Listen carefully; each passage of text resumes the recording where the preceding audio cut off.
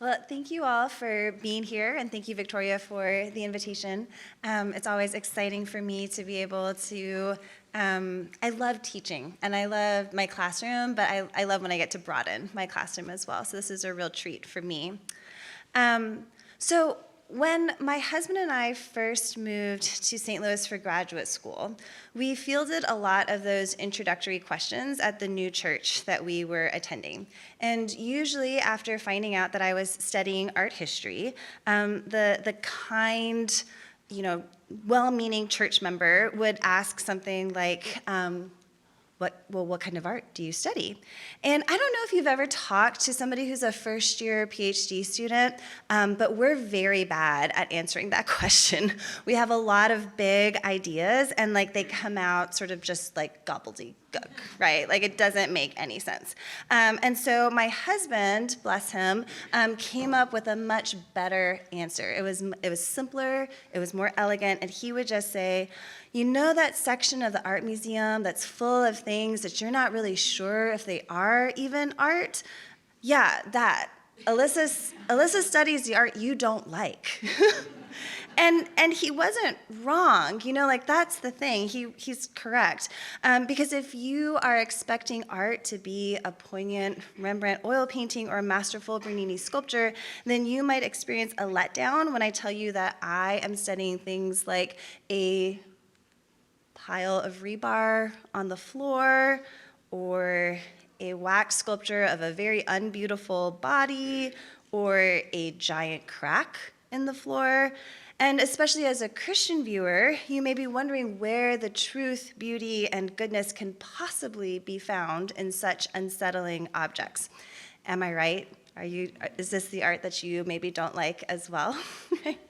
So here's my question. And you're like, oh no, why did I make this drive? But here's my question. How might our faith actually change the way that we see? Okay? How does being a Christian transform the ways that we can look at art, even and especially the art that we don't like? So my goal as an art historian is to encourage and equip all of us towards redeeming vision. My first book, like Victoria said, is called Redeeming Vision, A Christian Guide to Looking at and Learning from Art. And it is a field guide. It's supposed to be an introduction for how we recognize the ways that we are being formed by images, and starting off with the basics, just how do you look? What kinds of questions do you ask? And then we sort of work through different genres of art. And a lot of it, don't be scared, a lot of it is art that you will like, I promise. There's some very nice portraits in there, some great history paintings, some lovely landscapes. But tonight, what I'm wanting to focus on more narrowly is examples of contemporary art. So art not made for religious context or by people of faith, but I want to consider how we, as people of faith, can make something new with our looking. And so to that end, I'm going to argue that artworks that initially seem to create a rupture can instead be understood as invitations. Okay? So that's where we're going. Let me begin with my premise. Our faith transforms us to live generative lives. We are made to be makers. The painter Makoto Fujimura, who I'm sure many of you are familiar with, insists that all Christians, not just vocational artists, should participate in the richness of human creativity. And Fujimura isn't just talking about making paintings or sculptures, he's arguing that the Christian life as a whole should be a generative life. So rather than directing our energies only towards defensiveness or critical deconstruction, we can, as Fujimura says, invite the abundance of God's world into the reality of scarcity all about us. So I believe that we can be makers as viewers. By virtue of our image bearing, we are all, to borrow Andy Crouch's term, culture makers, because culture is what we make of the world, right? And so when we look at art and images, we can actually do something with them. We are not simply consuming visual information or waiting for artworks to stir our complacent souls. But because we operate from a place of abundance as beloved children of God who believe in the coming restoration of this world, our gaze can actually open up something new. So we need redeeming vision. We need a redeeming vision that is embodied, loving, and transforming. And then our looking can be generative. It can lead to doxology, but it can also lead to confession. It can direct us to lament, to gentle curiosity, to shared delight. These are all things that the Psalms and the prophets model for us, right? So our viewing becomes making when it grows our love for God and for our neighbor. It might be easier for you to imagine how you do that when you're looking at a beautiful painting of flowers or a painting of the crucifixion or something like that. But what does it mean to do that when we're looking at art that we don't like? Contemporary art, that breaks up our expectations of what art should even be, right? So let's start here. Redeeming vision takes embodiment and materiality seriously. So we need to grapple with artwork's existence as a thing. Okay, we need to be attentive not only to what is represented, but how it was made and from what it was made and in what context it was made.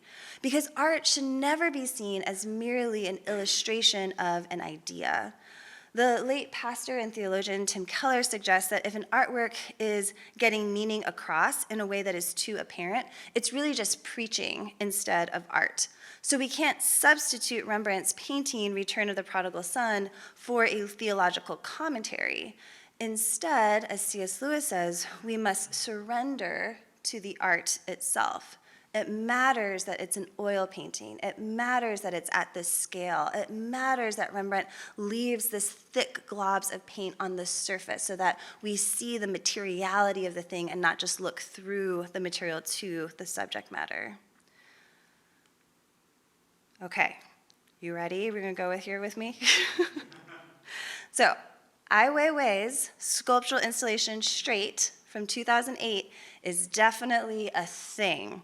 And really, it's a bunch of things. It's a pile of used, rust-colored rebar arranged into something akin to a sort of topographical map. And when I describe it like that, as like a bunch of used rebar on the ground, it doesn't sound much like art, because you might be thinking, well, where is the skill? Where is the transformation? Where is the beauty? Well, here's where the material and the artist's place in time and culture matter, because the rebar, the material, has its own history. On May 12, 2008, an 8.0 magnitude earthquake hit the Sichuan province in China, and it absolutely devastated the region. At least 85,000 people were killed or reported missing, 4.8 million were left homeless, and perhaps most devastating at all, numerous elementary schools collapsed, killing over 5,000 children and teachers. At a time when many families in China only had one child, this meant the absolute extinguishing of their hopes and dreams for their own future, right? The Chinese government, however, refused to investigate the failure of these buildings. There was a rumor an idea that starts to circulate that there had been some some shady deals, and that the buildings had not been built up to code. And so Ai Weiwei and some other activists at great personal risk actually initiated a citizens' investigation, and they sent structural engineers and researchers to survey and to analyze the damage, and ascertained that these schools had not been built up to code. Okay?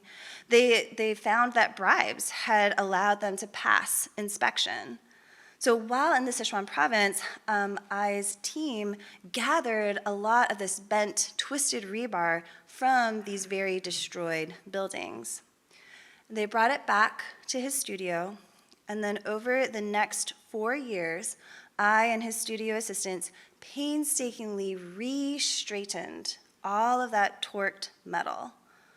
Bar by bar, the mangled, deformed metal was hammered back into its original form.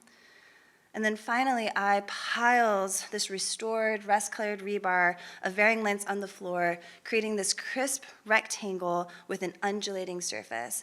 And through the middle, there is a rift that runs like a fault line through the center, as if energy is rippling through this material and tearing it apart. So the artist's embodiment, his time and place in culture, and the work's materiality, the literal history of the material that he's using, are significant here. The scavenged pieces of rebar from the earthquake were restored, but they were also changed, right? They're fundamentally scarred by the trauma that they've endured, by the history that they carry. The bars can never be reused as structural elements, and the lives that they represent can never be replaced. They materialize a rupture, a break in the social fabric, a break in the tectonic plates beneath us simultaneously. In some installations, I also included the most moving spreadsheet that I have ever seen, where there's wallpaper running down the sides of the gallery that has the names, the addresses, and the birth dates of all of the victims. And I can't read Chinese, but the dates were in numbers that I could read, and so I could see how young so many of these children were. And there was also an audio component where he invited people to call into a phone line and to leave a message speaking the name of one of the victims of the earthquake. And so in material, in textual, and in oral ways, he's evoking the scale of this loss for us. So what do we then do with this rupture? Or another way to think about this is maybe what does the rupture want from us? Okay. Now, when I read about the earthquake in 2008, I remember reading about it in the newspaper. I was in graduate school, and I was sad, but I couldn't comprehend 85,000 lives lost. I had no category for what it means for 4.8 million people to be displaced. I don't know what it means for 5,000 children to be killed instantly. The numbers were abstract to me. But when I experienced straight in person, 7 years after the earthquake itself, I felt a punch in my gut. The weight and the spread of the rebar, the knowledge of the wounds that it carried, the physical manifestation of rupture and loss, I received knowledge through my body in a way that I could not acquire through intellectual propositions or news reports. And so what do we make of this embodied redeeming vision? Well, I uses a literal rupture to invite us into grief. Although we may not be from China ourselves, although we may have read and forgotten the news reports that's one in a string of tragedies in our globalized world, although we may have never heard of this earthquake at all, I calls us into mourning over both the loss of life and the attempt to minimize that loss. And so as Christian viewers in particular, our viewing can be made into the biblical practice of lament. We see lament being offered throughout the Old Testament as a means of the people of Israel corporately and individually expressing outrage and sorrow over affliction, both past and present. But lament in the Judeo-Christian context is also an expression of relationship. Because when the people of Israel mourn the violence that they have endured, their grief is an expression of faith in a God who promises to hear that expression, right? They know that restoration will eventually come, even if they don't understand precisely what it might look like or when it's going to come to pass.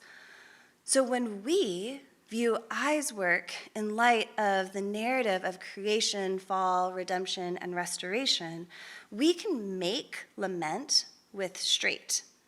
As the enormity of the brokenness settles on us, God must necessarily become bigger to undo it. I may not confess, Ai Weiwei may not confess God as Lord, but as active viewers with eyes of faith, we can redirect Ai's weeping and add our own voices to the God who hears. Isn't that beautiful? And for me, and a really sort of evidence that God hears. I know that he hears because a few years ago, I actually had a student at Covenant College who was from China, and we talked about this work in class, and she came up to me afterwards and she said, Dr. Weichbrodt, did you know that I'm from the Sichuan province? And I didn't realize that she was there. She said, I remember that earthquake. She was a little elementary schooler then, and God protected her and brought her to Covenant, and let her hear, she had no idea that this work even existed. And it was really moving to her to know that I had been grieving for friends and family that she had lost, even though I did not know her personally yet at that time. That's what art can do for us. Okay? I've returned to this work even this year as I've tried to grasp the enormity of loss in Turkey and Syria following the massive earthquake there in January. It's like Eyes Straight can be a liturgy for me because I can recall in my gut the heaviness of experiencing that pile of rebar, and the art cuts a path for my tears to follow. Ai Weiwei creates a rupture that allows us to engage with great loss on the other side of the world. Well, meanwhile, the American artist Kiki Smith disrupts the sterile museum space with a potential reminder of our own pain. So her work reminds us that redeeming vision must also take into account our own bodies. Okay, so we've looked at the materiality of the artwork, the embodiment of the artist. Now what does it mean to look, taking account of our own bodies?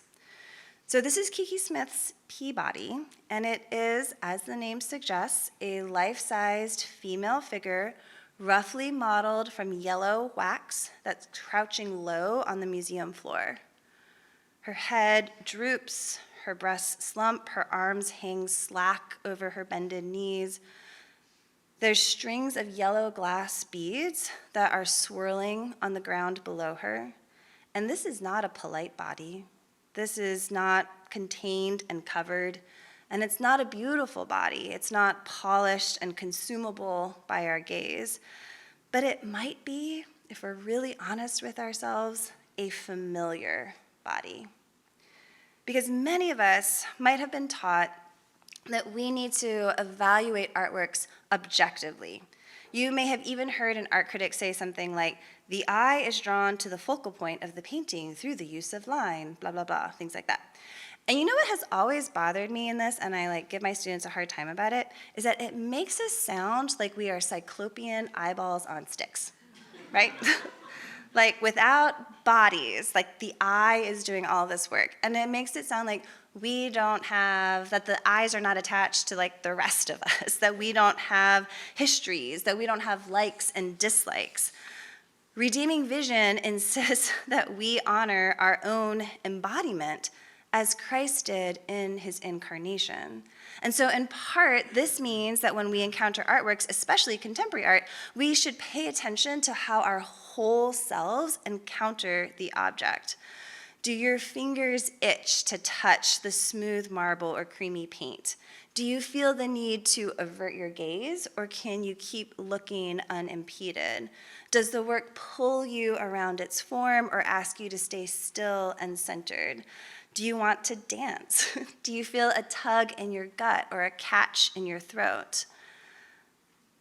When I saw, you should watch me going to an art museum, there's a lot of swaying that happens because I'm just really interested in paying attention to what the artwork wants from me. Okay? And when I saw Peabody for the first time, I wanted to cry. I could imagine the tactile wax beneath my fingernails. I could imagine those glass beads cold between my fingers. I felt my stomach roll a little bit, my shoulders sort of tightened with anxiety, because shouldn't somebody be doing something for this woman? And of course, part of my response was sparked by the rupture, the distance between what I expected to see in an art museum and what I found instead, right?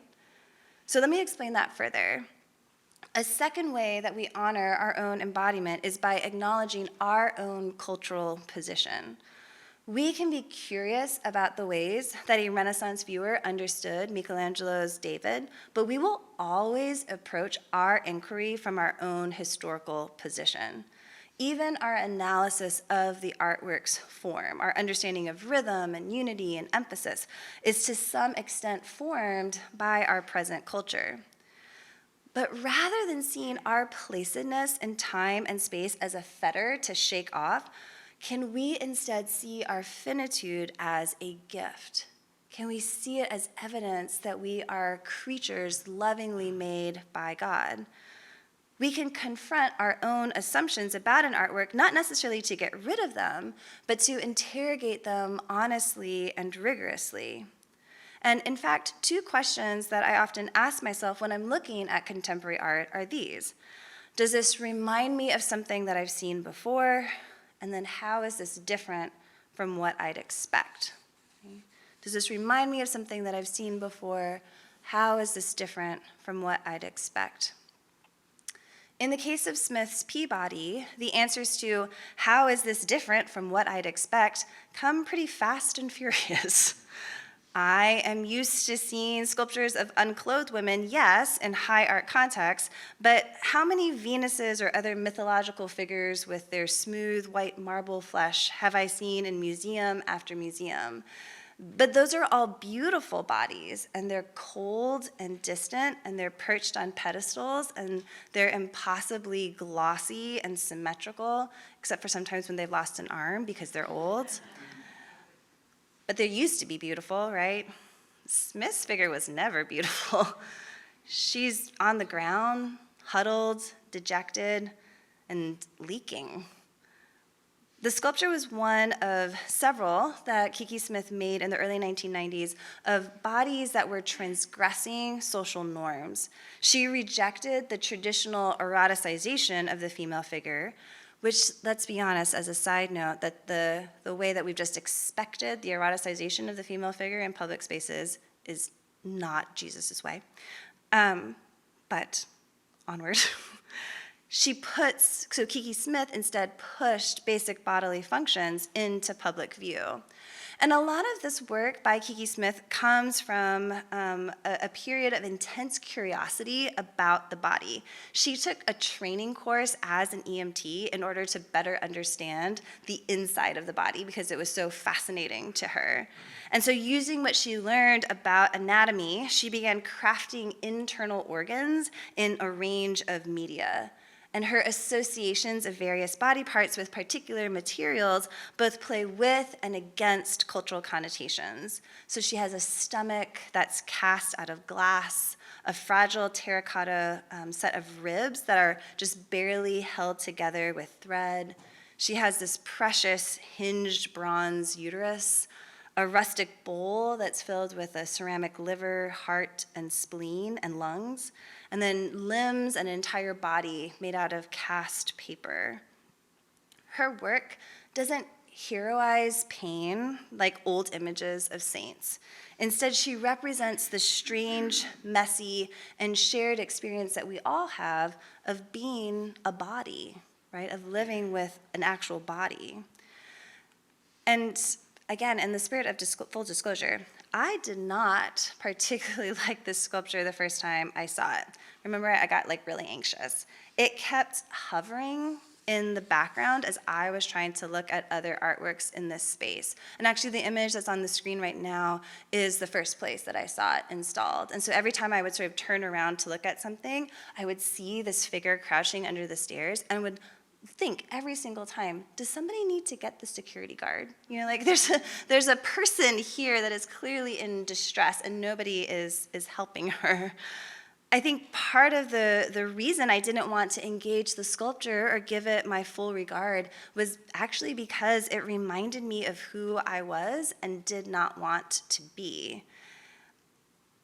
The other thing you should know about the first time that I encountered Peabody was that I was pregnant with my oldest son. And my husband and I had struggled through the embarrassment, the ache, the confusion of infertility. And now, finally, we were going to have a child. But in that intervening season, I had spent more time than I cared to acknowledge sitting on the bathroom floor, head between my knees, breathing slowly, trying to keep myself calm while waiting for test results or weeping after receiving test results. And I would find myself there a few years later in another season of bodily brokenness and a cold womb. And I wonder how many of you have been in a similar space, in a cool antiseptic bathroom of a doctor's office, waiting for your body's waste to somehow alert you to what your life will be. Diabetes, infection, failing organs, some mysterious ailment that refuses to make itself known. We hope that peeing in a cup is what's going to provide the answers. It's disorienting to be brought low to my everyday dirt in an art museum when I expected to be elevated to lofty heights. It was uncomfortable to bear witness to my own sorrow with the tenderness that I normally reserve for others. There was a gap between what I was seeing and what I expected art to be. But redeeming vision takes seriously and nudges me through that rupture. Because here, humbled, I meet my Savior, who can sympathize with my every weakness, who was weary on a mountain and abandoned in his tears. And redeeming vision allows me to grow in my love for God, not because Kiki Smith's sculpture is so beautiful, but precisely because it isn't. Michelangelo's David's doing fine. But the King of the universe wraps a towel around his waist and washes the feet of people like this. He washes the feet of people like me. Third, redeeming vision is loving. We are, as the philosopher Jamie Smith says, fundamentally desiring creatures, not knowing ones. And so we don't know in order to love, we love in order to know. So when we view artworks and images as Christians, we should be fundamentally motivated by love. But as Christians, it's our love for God and for our neighbor, not our love for art and culture on its own, that should push us into these visual encounters. The philosopher Esther Meek says, "To care is to move toward the unknown in hope." So we can move towards artworks from unfamiliar cultures or objects that initially make us uncomfortable, precisely because we are seeking to love God and our neighbors more fully. And maybe, just maybe, a crack in the floor can help us understand this idea a little bit better. So in 2007, the Colombian artist Doris Salcedo made a literal crack in the concrete floor of Turbine Hall. That's the grand entrance of the renowned Tate Modern Museum in London, England. And she called this crack shibboleth. It is 548 feet long. It begins as a hairline crack near the museum's entrance, cuts a diagonal path down the main ramp, darts to the right a little bit, around a staircase, and then it spreads open into this rupture, and then finally divides into two jagged branches. At points, the rift is just over a foot wide, and visitors could look down inside of it and see what sort of looked like embedded chain link fence in the concrete. But you could never tell how deep the crack actually was. Okay? The fissure was designed to suggest foundation rattling depths while obscuring visitors' actual ability to see the bottom. So certainly the work evokes a sense of violent rupture, because what could possibly have caused such a tear? Is the foundation of the building in trouble? Is there an earthquake, a lightning strike? It had to have been something cataclysmic to create this, is a sense that we get. So the title of the work, Shibboleth, also evokes violence. Salcedo references Judges 12, where the Gileadites sift out their enemies by asking them to say Shibboleth. And unable to pronounce the sh sound, the Ephraimites are exposed and killed when they say Sibboleth instead.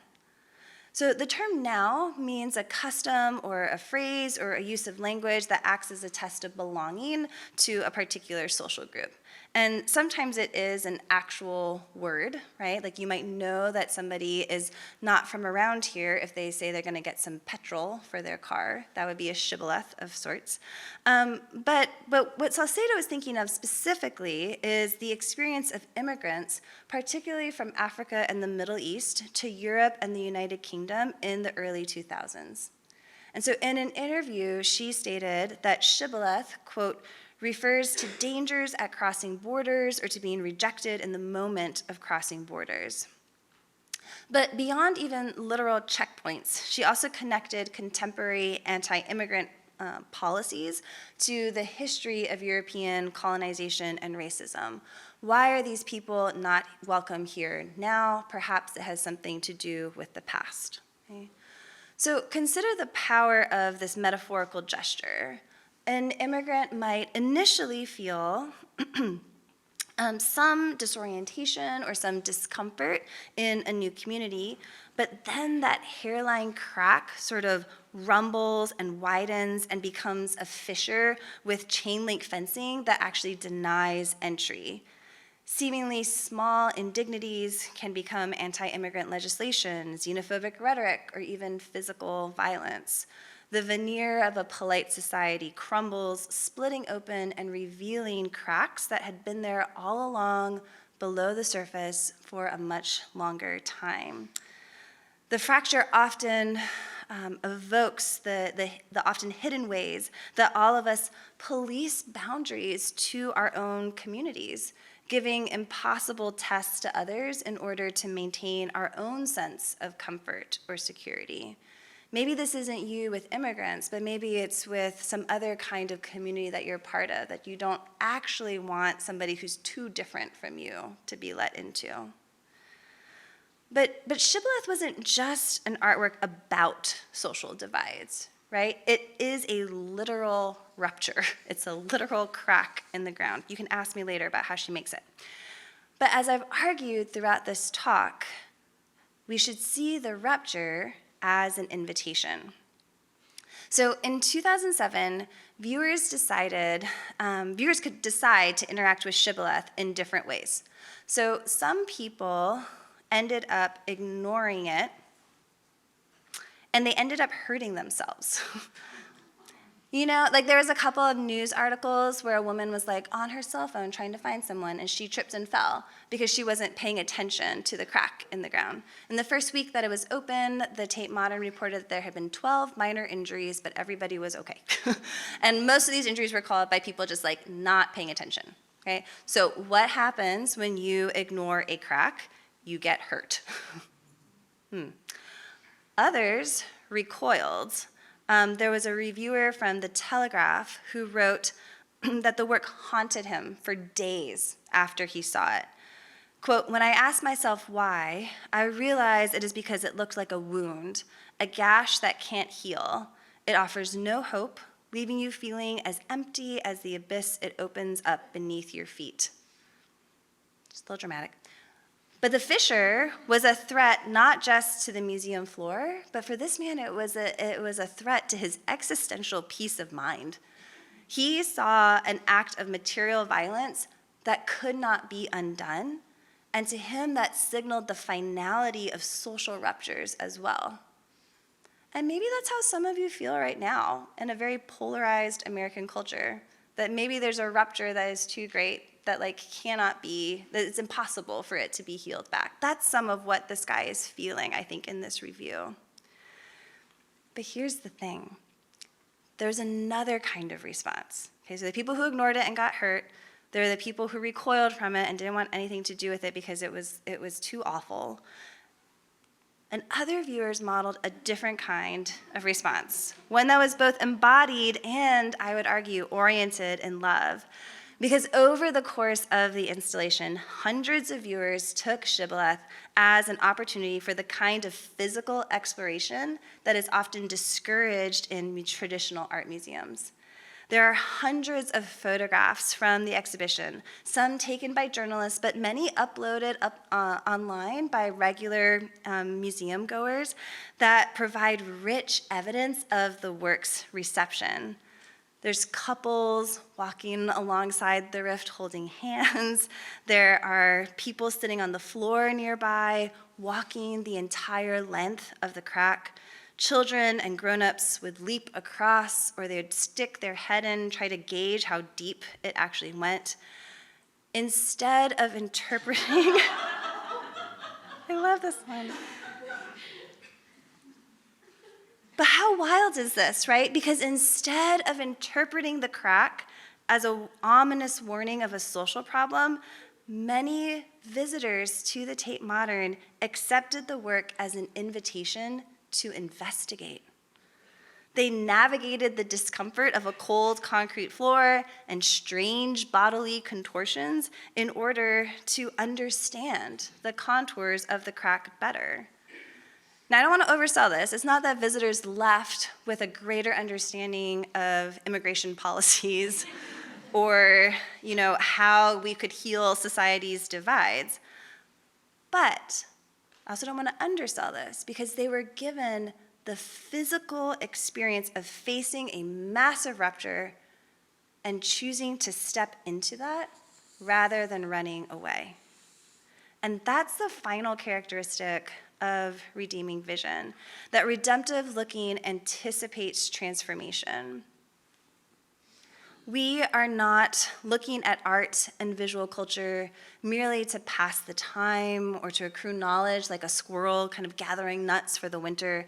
Instead, we can engage art with our embodied selves, with love for God and our neighbor. If we're doing that, we should expect to be changed. Our encounters with art and visual culture can become part of us and change us. Shibboleth literalizes the cracks that we as Christians know already run through this world because of the fall. This shouldn't be a surprise to us that there are ruptures. But because of the hope that we have in Christ, we don't need to ignore or be frightened of these ruptures. And in fact, grasping the extent of a fractured system or set of relationships makes the promise of Christ's restoration all the more incredible.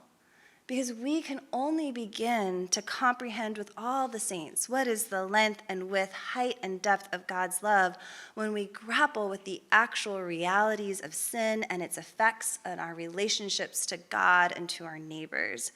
Acknowledging the crack is what allows us to be transformed, to be restored in relationship to God and to our neighbor. It gets better. Because the afterlife of Shibboleth has something to teach us as well. So at the conclusion of the exhibition, the crack in the floor was filled. It's not still there, okay? But while the rupture has been closed, they chose to leave a visible scar. They could have smoothed it over, but they chose to leave a visible scar on the floor. They could have completely concealed the presence of the rift, that it had existed at all. But instead, if you go to the Tate Modern today, there's a ghost of a wound that still remains. And I'm inevitably reminded of another scar that remains, the wound in Christ's side and his hands and feet that persists in his resurrected body in glory. Jesus' body is transformed through his act of love for us. We, in turn, are transformed by his love. With new eyes, we work to reinterpret our world, to account for experiences within our growing understanding of what it means to be a beloved image bearer of the triune God who has made and sustains creation and who promises to restore it again. While such change might be exciting, it can also be frightening because it involves vulnerability. It involves an openness to allowing something new in. But if we view our creaturely bodies driven by love for God and our neighbor, we don't need to be afraid. The theologian Bill Journas exhorts, when we love Christ wholeheartedly, the experience of art can surely become part of that process by which we grow up into him in all things. So instead of being stopped by guardrails, don't look at this, don't look at that. We are given an invitation to see in ways that offer life and abundance to a broken world. We find God's loving regard, his redeeming vision throughout Scripture. God creates the world and he sees it as very good in Genesis 1.